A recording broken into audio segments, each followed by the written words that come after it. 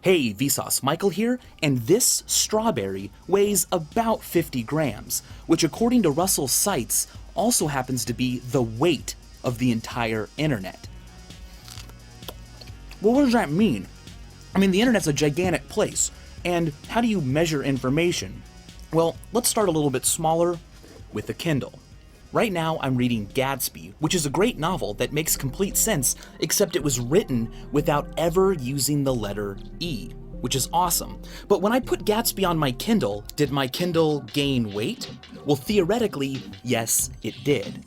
Information is stored on flash drives like this, and on my Kindle in binary. And that binary physically exists because electrons charge floating gate transistors. And the thing about electrons is that they have mass.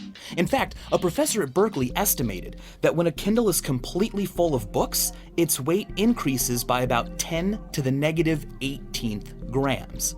That number is mind-blowingly minuscule. In fact, he says that when you fully charge a Kindle's battery, it gains 100 million times more mass than it does when you fill it with books. But even then, the number is impossible to measure. The most specific scales we have ever created only measure to about 10 to the negative 9th grams. So let's get bigger. Russell Seitz came up with his measurement because the internet is composed of networks of servers, and there are about 75 to 100 million servers operating to make the internet work. Combined, that many servers equal about 40 billion watts of electricity, and we know that an amp is about 10 to the 18th electrons per second. And since we know the weight of an electron, we can calculate that the entire internet is really just about 50 grams of electrons in motion. Now that number only includes servers, and Seitz says that if you want to include the chips in personal computers as well, the number's about 3 times larger. But there's a weight of the internet that impresses me a little bit more. It's a calculation not of the energy it takes to serve the internet, but the energy contained in the actual information. The videos, the pictures, the emails. How much do they all collectively weigh when stored? Well, here's the thing. It takes about 8 billion electrons to store one email. 8 billion sounds like a lot, but electrons are tiny, and so one email only weighs about 2/10,000ths of a quadrillionth of an ounce.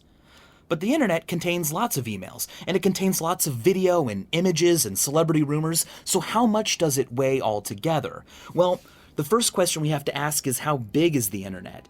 And that's difficult to calculate, but Eric Schmidt, then CEO of Google, once estimated that the entire internet contains about 5 million terabytes of information, of which he said Google has only indexed 0.004%. Okay, so not counting the energy it takes to deliver the internet, the information itself on the internet is about 5 million terabytes. Now we know how many electrons it takes to form a single byte, and we know the mass of an electron, and so with a little bit of math, you can figure out that the entire internet, everything on it, collectively only weighs 0.2 millionths of an ounce.